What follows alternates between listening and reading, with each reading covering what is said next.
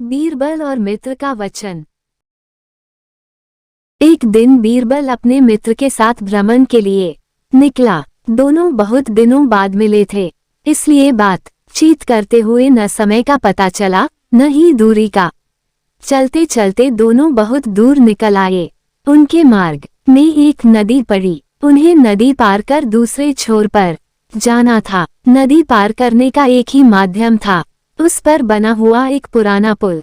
पुल बहुत संकरा था, एक बार में केवल एक ही व्यक्ति द्वारा उसे पार किया जा सकता था। बरसात के दिन थे तो पुल पर काई जमी हुई थी, इसलिए उसे संभल कर पार करने की आवश्यकता थी। पहले बीरबल पुल पार करने के लिए बड़ा और सावधानी से धीरे धीरे चलते हुए सही सलामत नदी के दूसरे छोर पर पहुंच गया।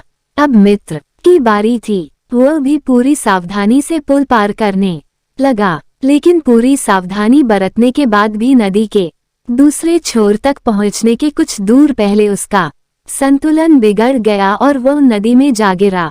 मित्र को नदी में गिरते देख बीरबल फुर्ती से अपना हाथ बढ़ाया और बोला, मित्र जल्दी से मेरा हाथ पकड़ लो, मैं तुम्हें बाहर खींच लूंगा। मित्र ने वैसा ही किया।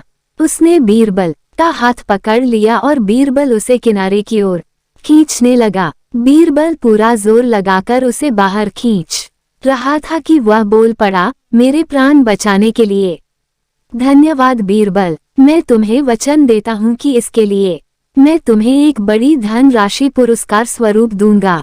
ये सुनना था कि बीरबल ने कहा धन्यवाद और मित्र का हाथ छोड़ दिया। मित्र फिर से पानी में गिर गया, लेकिन वह तब तक लगभग किनारे पहुंच चुका था। थोड़ी मशक्कत कर वह नदी के बाहर आ गया। बाहर निकलते ही उसने बीरबल से पूछा, क्यों? तुमने मेरे साथ ऐसा क्यों किया? मेरा हाथ अचानक छोड़ क्यों दिया? अपना पुरस्कार लेने के लिए। बीरबल तपाक से बोला, पुरस्कार? लेकिन वह तो मैं तुम्हें नदी से बाहर निकलने के बाद देता। तुम मेरे सुरक्षित बाहर निकलने की प्रतीक्षा तो करते। मित्र बोला, तुम भी मुझे पुरस्कार देने की बात कहने के पहले पानी से बाहर आ जाने की प्रतीक्षा कर लेते। मित्र बीरबल ने शांत भाव से उत्तर दिया। बीरबल उसे समझाना चाहता है कि मित्र कभी भी एक दूसरे की सहायता पुरस्कार प्राप्त करने के लिए नहीं करते। बीरबल की बात समझकर उसके मित्र ने उससे क्षमा मांगी और उसका धन्यवाद भी किया। सीख, मित्रता धन से बढ़कर है, उसे धन के तराजू में नहीं तौलना चाहिए।